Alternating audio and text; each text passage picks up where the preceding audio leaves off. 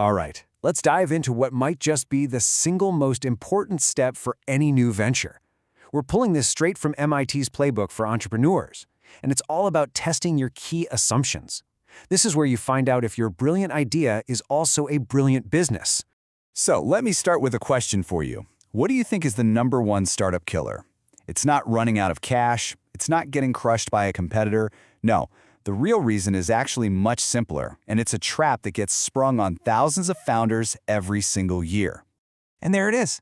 They build something that nobody actually wants. All that work, all that passion, all that money, spent creating a perfect solution to a problem nobody has. Or maybe a problem they're not willing to pay to fix. It sounds brutal, I know, but facing this reality head-on is the very first step to making sure it doesn't happen to you. So how do the smart founders sidestep this disaster? Simple. They treat their big idea not as a fact, but as a collection of guesses. And some of those guesses are pretty risky. So what's the antidote to risky guesses? Data. And that's exactly where testing your assumptions comes into play. It's how you turn those guesses into facts. This really gets to the core of it all. You've gone out, you've done the market research, you've talked to potential customers. That's fantastic. But it's only half the story.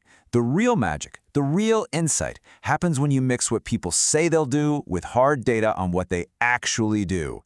That's the combination that puts you on the path to success. Okay, so what are we really testing here? We're on the hunt for our key assumptions. Just think of these as the pillars that your entire business plan is resting on. If even one of them is wrong, well, it's like building a skyscraper on a foundation of sand. And let's be crystal clear here. A key assumption isn't some small detail. It's a belief that is so fundamental that if it proves to be false, the whole business idea just completely falls apart. You know, things like, customers will happily pay $50 a month for this, or we can get a new customer for less than $10. If you're wrong about those, you don't have a business. And it's really important to see that this isn't some extra thing you do. It's the critical next step that proves all your earlier research was on the right track. I like to think of it this way. Your research gave you a map of the territory.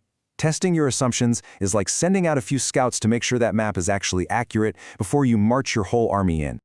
Now, the process itself is actually pretty straightforward. First, you just brainstorm. Get every single belief you have about your customers, your market, your product, all of it, down on paper.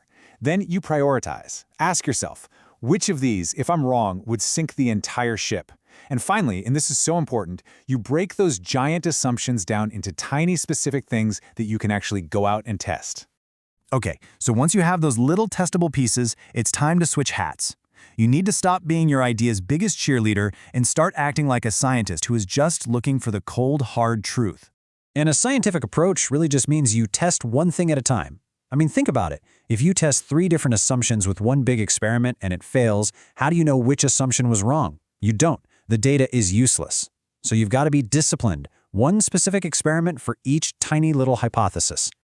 And hey, you do not need a fancy lab for this. The absolute best experiments are cheap, they're fast, and they're simple.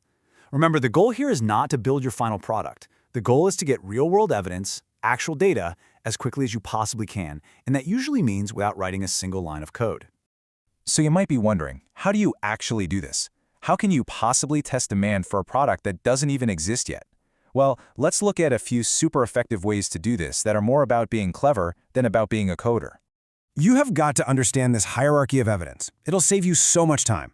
Look, someone saying, hey, that's a cool idea, is nice, but as data, it's super weak. There's no skin in the game. Even a letter of intent is really just a promise. But when someone pulls out their wallet and prepays for your solution, that is the loudest, clearest signal of demand you could ever hope for. You've got to test their wallet, not just their words. And this isn't just about what customers want. What about your own cost assumptions? There's a brilliant way to test those too. Just send out a simple request for quotation, an RFQ, to a few potential suppliers. Ask them, hey, if I were to order 10,000 of these, what would my price be? Just like that, you'll find out if your financial projections are based in reality or if they're just total fantasy. And here's how it all comes together. Look at that first example. For maybe $200 in ads, you can A/B test the simple landing page. That one cheap experiment can tell you if people are interested, what marketing message works, and if they'll actually sign up. Or look at that last one, running a simulation with a simple MVP, a minimum viable product. It's an amazing way to test out a service without having to build all the complicated tech behind it. This is exactly what lean experimentation is all about. So let's wrap this up and talk about the real payoff here. Why go through all this trouble? Well, because this whole process is what separates the startups that make it from the ones that just become cautionary tales. This is what it's all been leading to: convergence. It's that beautiful moment when what people said in your research finally lines up with what they did in your experiments. When those two things meet, you've found something real. You've officially de-risked your idea. And now you have earned the right to go and build a product because you know people will actually buy it. Ultimately, what we're talking about is a huge shift in mindset. The old way was just a leap of faith, right? Build it and they will come. That's a great line for a movie, but it is a terrible business strategy. The smart way is a calculated scientific approach. Test the assumptions first, then build.